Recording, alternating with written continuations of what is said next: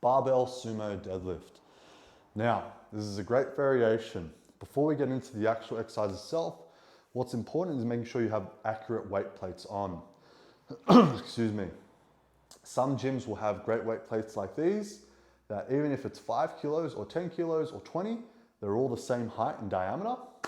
Whereas other gyms will have weight that scales according to, diameter that changes according to weight. So 20 kilos might be a good diameter, but if you use a 5 kilo plate on the bar, then all of a sudden you've got half the amount of diameter, and then the bar is going to be a lot lower to the floor, making the setup a lot harder. In that situation, that scenario, what I'd recommend is using some sort of elevation under the weight plates so that the bar is at about mid-shin or just below mid-shin with your setup. That's how you know if it's sort of the correct diameter. Now, assuming we've got all that sorted, first step is figuring out our setup with our feet. Now, generally, first things first, you're just gonna go outside hip width. All right, hands are gonna come inside. Before I even grab the bar, let's see how that feels. If that feels a little bit squashed, my hands are too close to my thighs, okay, go a little bit wider. All right, now my hands aren't touching my thighs. I've got more space and more room to play with. Let's try that position. Squatting down into the bar, grabbing it, pulling it in close, pull the shoulders back, looking straight ahead, take a big breath in, and push.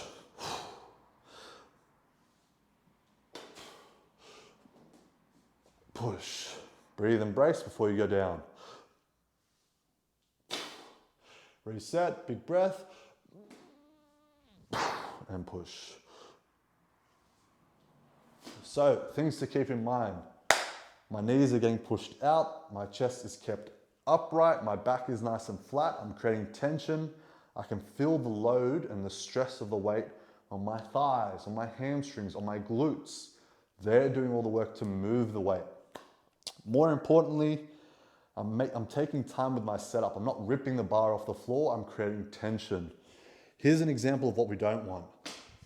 Notice how my position changes and the bar made noise. It should be a silent, controlled movement. Other than my breathing on that rep, you didn't hear anything from the initial rip up, from the initial go off the floor. Some other things to keep in mind: maintaining posture throughout the exercise. There shouldn't really be any movement through your mid back, through your torso. This area should be staying on lockdown.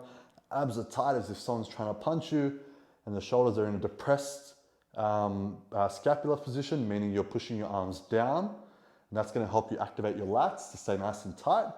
And more importantly, your arms are staying straight. At no point do they bend. As soon as the arms bend, the movement, it shifts emphasis of the movement to other areas of your body, which is what we don't want. Going back to the setup with the feet, if you do a few reps and it still feels uncomfortable, like it's really stretching your groin, that's okay. That's quite normal literally while you're getting this movement, especially if you're trying to push your knees out to create space for you to set up, especially if you sit down all day. If it still feels awkward after a few sessions, then play with your position. Some people prefer quite narrow and they can get away with that. Some people prefer very wide and they can get away with that. So it's just about finding that position. Generally, in the setup, your shins should be vertical. That's the main rule.